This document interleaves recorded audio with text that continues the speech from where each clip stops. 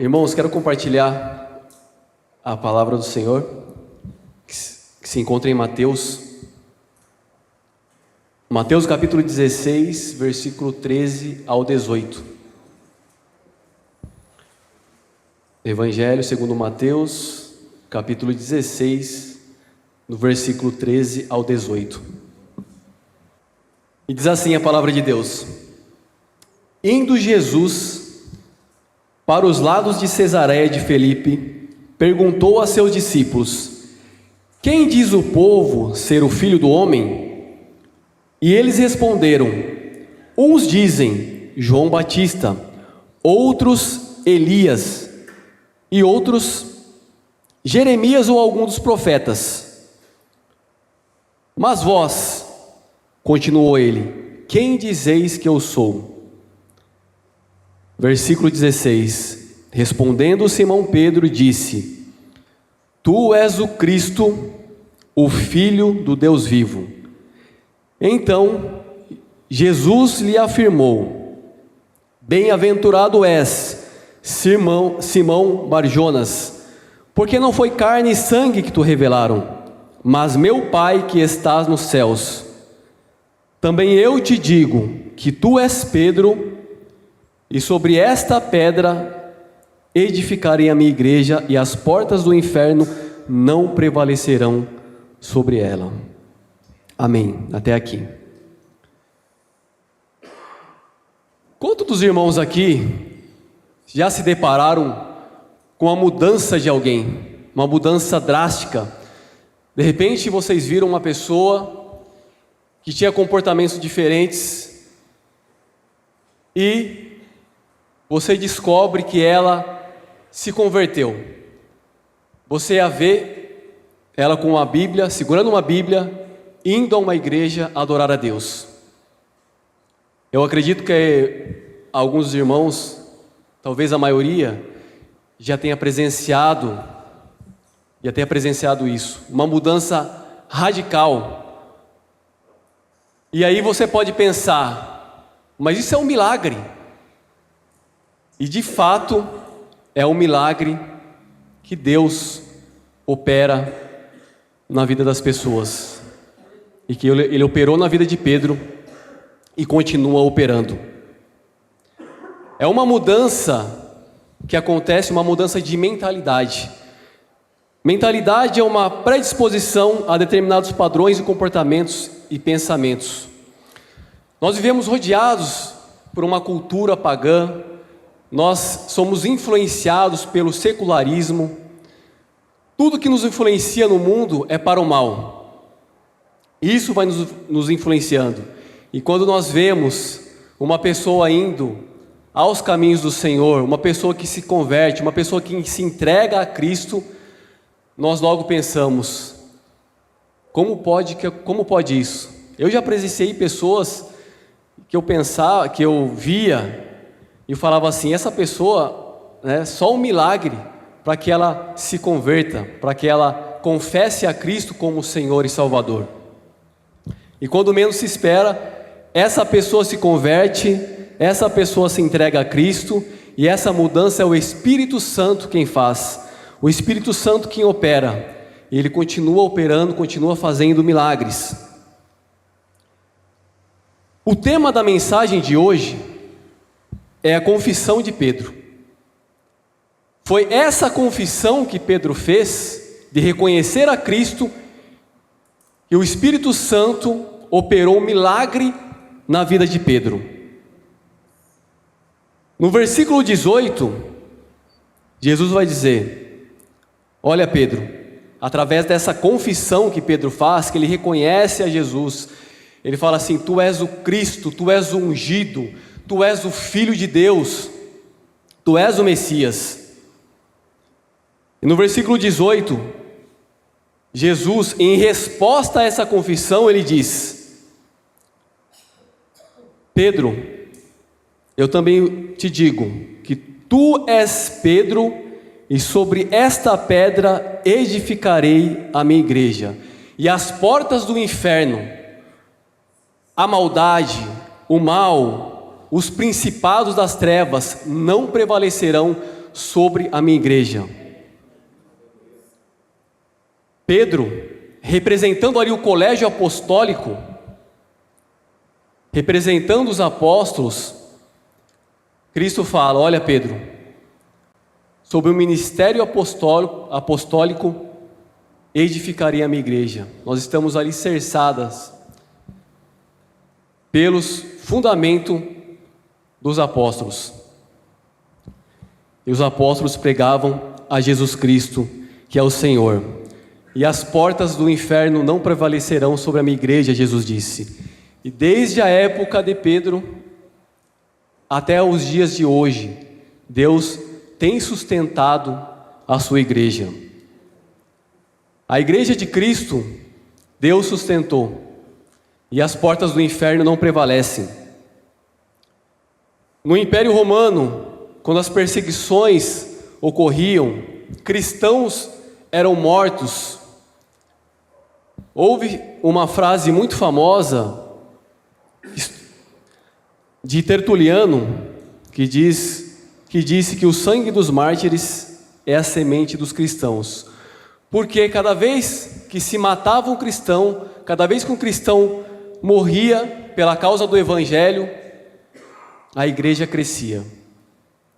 Então as portas do inferno não prevalecem e não prevalecerão sobre a igreja de Cristo. Apesar dos problemas que nós temos visto, apesar de muitas igrejas terem se esfriado, terem ido por caminhos, difíceis, mas Deus sempre guarda o remanescente.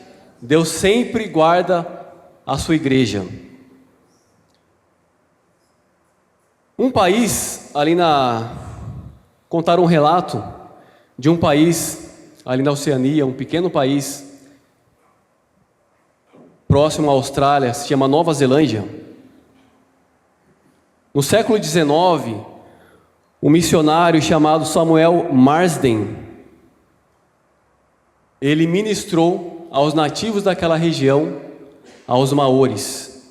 E aqueles nativos, eles tinham práticas cruéis, eles praticavam o canibalismo, também praticavam o infanticídio, matavam-se crianças, as tribos decidiam matar as crianças porque eles queriam homens, queriam guerreiros. Então, crianças que nasciam do sexo feminino muitas vezes eram mortas por aqueles homens. Havia-se uma grande influência, um grande costume pagão, e diabólico naquele país, praticado por aquele povo cruel, que era o canibalismo e o infanticídio.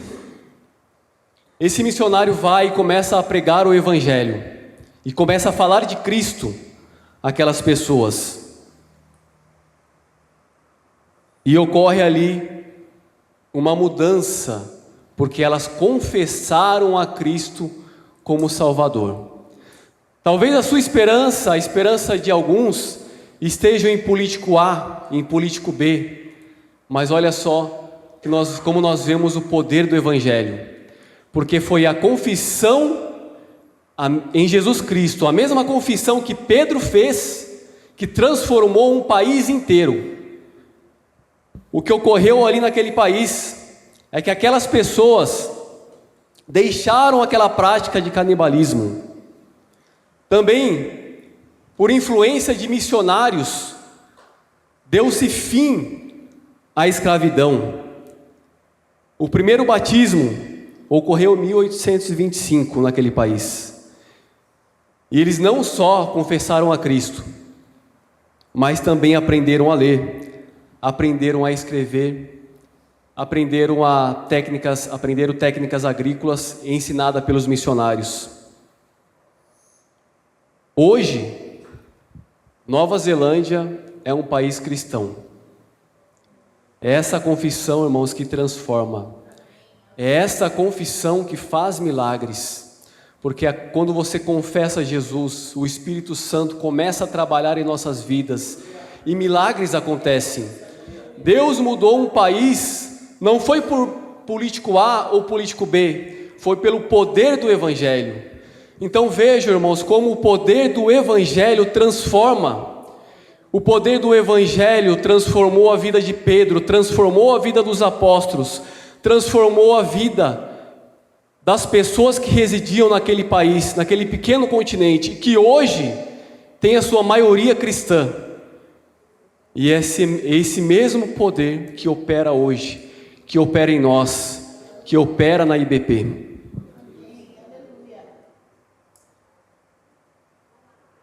Irmãos, na época de Cristo, as pessoas esperavam um profeta. Como nós aprendemos, como nós ouvimos na palavra do culto de domingo, os judeus não esperavam a Jesus como ele veio, pela sua genealogia, da forma que veio. Eles queriam um Jesus que resolvesse o problema político, porque eles estavam sob o jugo romano. Eles não queriam aceitar o Jesus de Marcos capítulo 10, versículo 45, que diz que o próprio Filho do Homem não veio para ser servo, mas para servir e dar a vida em resgate de muitos. Então eles não aceitavam um Jesus servo, um Jesus que veio para servir. Eles queriam um Jesus com status de realeza. Muitos esperavam a Jesus como um profeta, pensavam que Jesus era um profeta, pensavam que era Elias. Na entrada triunfal de Jesus, as multidões clamavam. O que eles diziam? Diziam: eis o profeta. As multidões clamavam e consideravam ele como profeta. E as multidões diziam: este é o profeta Jesus de Nazaré da Galileia. Quando Jesus alimenta ali os 5.000, as pessoas também pensaram que Jesus era um profeta. Lá no Evangelho de João, as pessoas presumiram que ele era verdadeiramente o profeta que deveria vir ao mundo. Só que aqui, nessa fala de Pedro maravilhosa, tinha tudo, talvez, para Pedro dizer: olha, Jesus, tu és um dos profetas. Todo mundo está dizendo aí que o Senhor é um profeta. Mas Pedro faz uma confissão maravilhosa. Jesus faz a pergunta: mas vós, quem dizeis que eu sou? Versículo 16, Simão Pedro faz uma confissão: tu és o Cristo, tu és o Messias, tu és ungido, tu és um filho de Deus.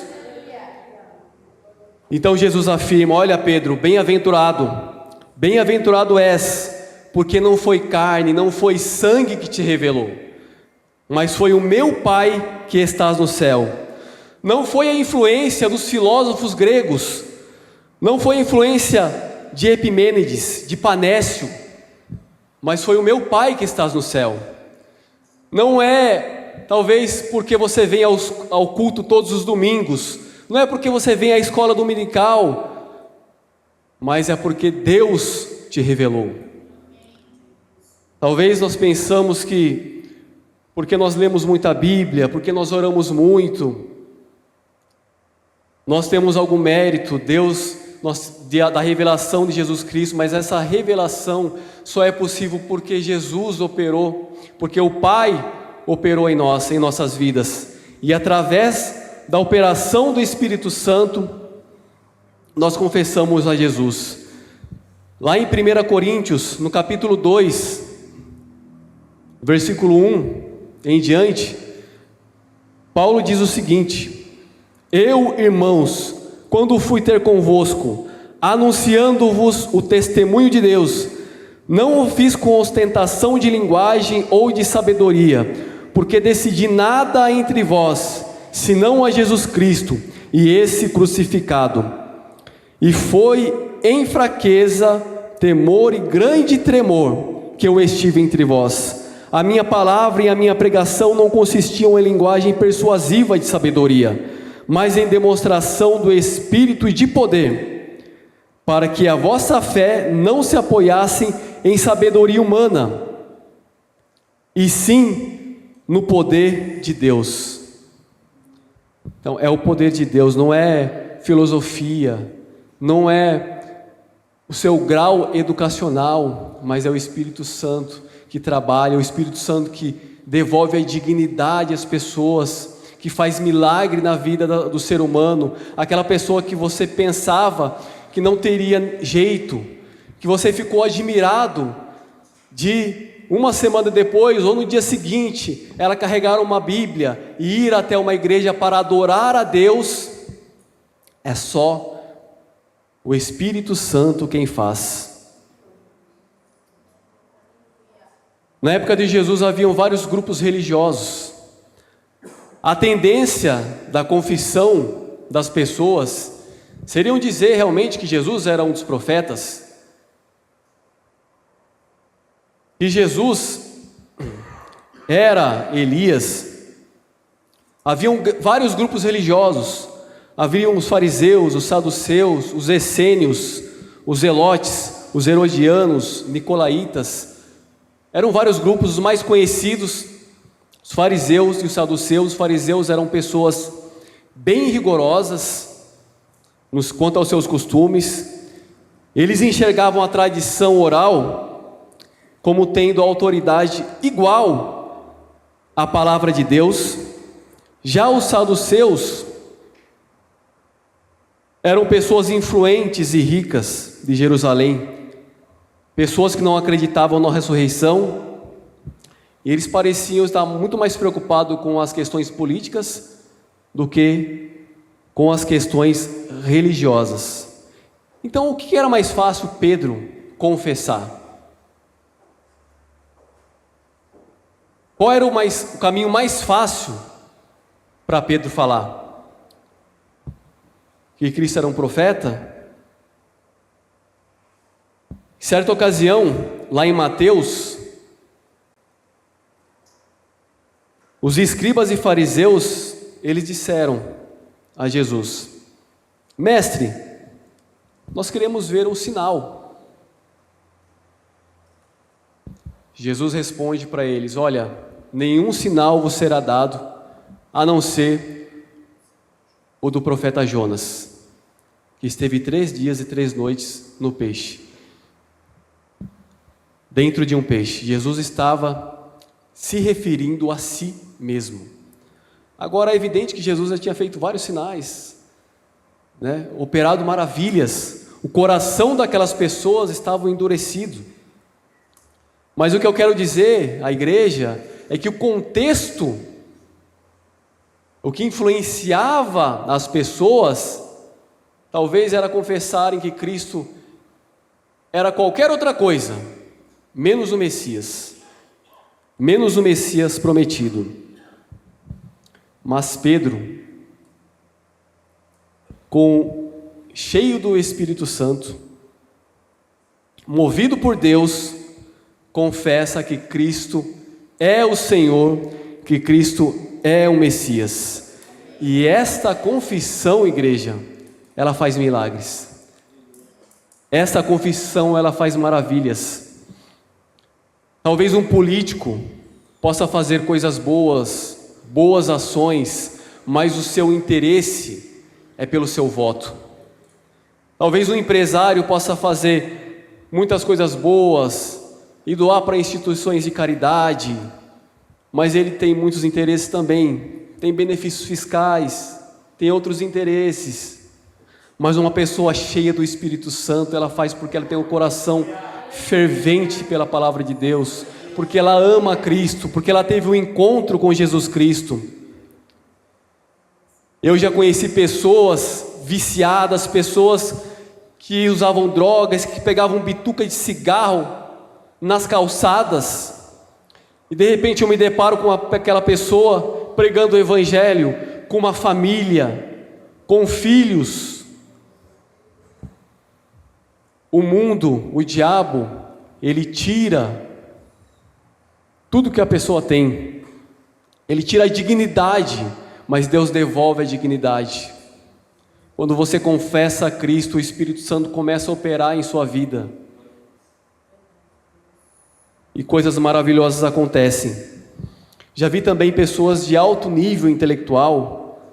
Conversei com pessoas aí falavam vários idiomas, que tinham um grau educacional elevadíssimo, mas ainda não tinham confessado a Cristo como Salvador. Em contrapartida, eu conheci pessoas semi-analfabetas, porque não teve a oportunidade de estudar, mas quando falavam, eu pensava assim, de onde vem tanta sabedoria? É a sabedoria do alto, porque o Espírito Santo capacita, o Espírito Santo faz milagre. Talvez não teríamos a oportunidade de estar aqui, mas a graça de Deus nos alcançou. Nós estamos aqui louvando e bendizendo ao santo nome de Jesus. É essa confissão que faz milagres, que faz maravilhas, que opera grandes coisas em nossas vidas. Quando você confessa a Jesus, o Espírito Santo habita no seu coração. Ele faz morada em seu coração. Coisas maravilhosas acontecem. Quando você confessa a Jesus, coisas lindas acontecem. E essa confissão, um casal fez. E o Espírito Santo trabalhou em suas vidas. E o Espírito Santo faz um casal cuidar de um bebê abandonado pelos pais durante meses, por quase um ano. É essa declaração que faz uma senhora lavar a roupa de adolescentes carentes, maltratados pelos pais. É essa mudança que Cristo opera. Quando Cristo habita no coração da pessoa, Ele faz esse casal criar um projeto social para crianças carentes, mas diferente de um político, diferente de um grande empresário.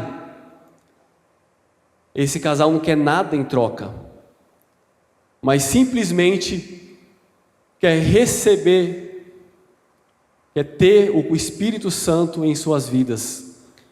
Simplesmente fazem porque amam a Jesus, porque adoram a Jesus. É essa mudança que Cristo opera, que faz com que um casal, que uma senhora pregue para crianças. E depois de muitos anos, quando essa criança, uma dessas crianças já adulta, alguns anos atrás, hoje já não tem mais, né? Envia uma carta. E nessa carta estava escrito: muito obrigado pelos ensinos, pelo discipulado, porque hoje eu sirvo a Deus na minha cidade. Eu me mudei, mas nunca me esqueci dos ensinamentos que a senhora me fez. Nunca me esqueci do Evangelho de Jesus Cristo. Esse Evangelho mudou a minha vida. Hoje eu prego na minha cidade, hoje eu prego para os meus amigos, hoje eu prego na escola, hoje eu prego para os meus vizinhos, porque o Espírito Santo transformou a minha vida. Essa mudança que faz o Senhor cuidar da administração da igreja por anos, levar a ceia aos enfermos, se dedicar, ficar até as 10 horas da noite acordado, para acordar às 5 horas da manhã para ir trabalhar, sem receber nada em troca, mas porque ama as almas, porque se alegra com a alma se rendendo a Jesus Cristo. Esse é o testemunho dos meus pais, o qual sou muito feliz de tê-los como pais, porque essa mudança traz frutos.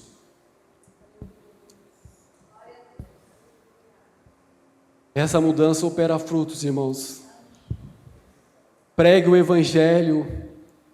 Essa mudança que faz adolescentes estarem na igreja, na escola dominical, que fazem jovens, como estou vendo aqui, estarem no culto de quarta-feira.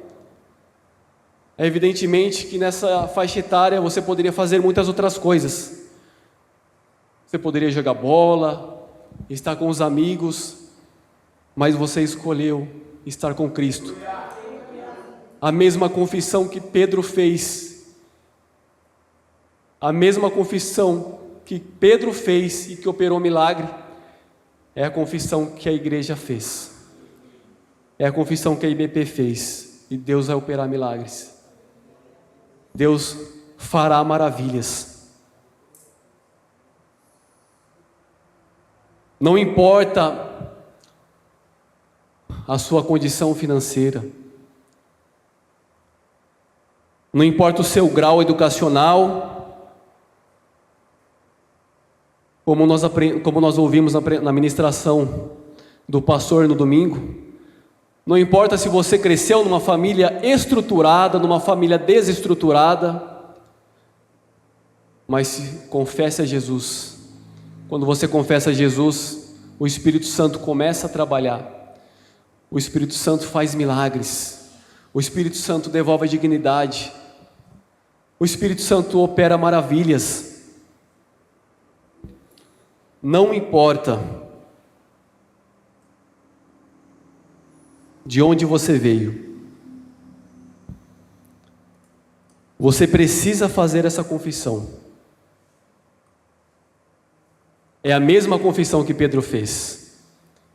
Tu és o Cristo, tu és o ungido, tu és o Filho de Deus.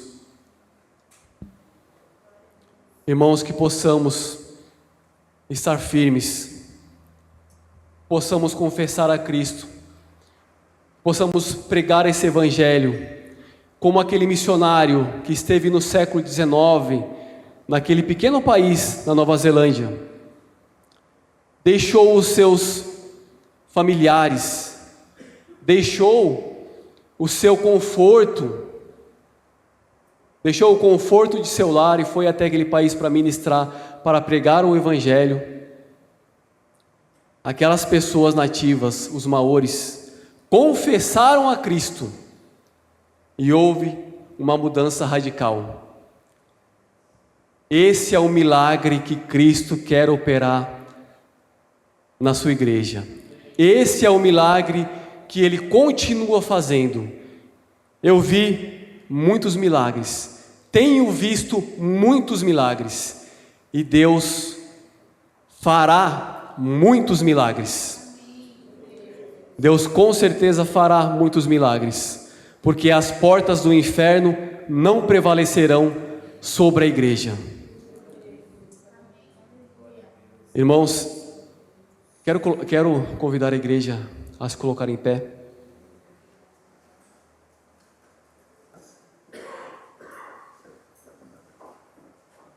Essa é a palavra que Deus colocou em meu coração. A confissão de Pedro. O tema dessa mensagem é a confissão de Pedro. Que nós possamos ansiar para pregar o Evangelho. Que nós possamos ansiar para que mais pessoas confessem a Cristo como seu Salvador. Porque a mudança é operada quando Cristo faz morada. Muitas vezes nós ficamos preocupados com tantas coisas, com a situação econômica, com a questão política, mas quando Cristo se faz presente, há mudança. Quando Cristo se faz presente, há transformação. Eu quero orar com a igreja. Senhor Jesus, te agradeço, ó Pai, por essa oportunidade, Senhor, que o Senhor tem me dado para ministrar a Tua palavra, para falar do Teu amor, Senhor. Que o Senhor, ó Pai, venha abençoar a Tua igreja, Senhor. Enche-nos, Senhor, com a Tua graça, com o Teu Espírito, ó Pai. E que esse Evangelho, Senhor, alcance a quem estiver assistindo através desta live.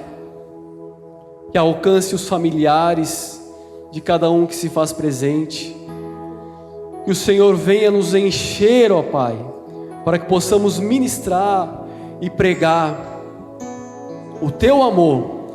Assim como Pedro confessou que Tu és o Cristo, Tu és o Filho de Deus. E possamos pregar, Senhor, e o Teu Espírito Santo venha convencer, Senhor, as pessoas. Que haja uma mudança, Senhor, nessa cidade. Que haja uma transformação, ó Pai. Em nome de Jesus. É o que nós te pedimos, Senhor. E te agradecemos. Amém.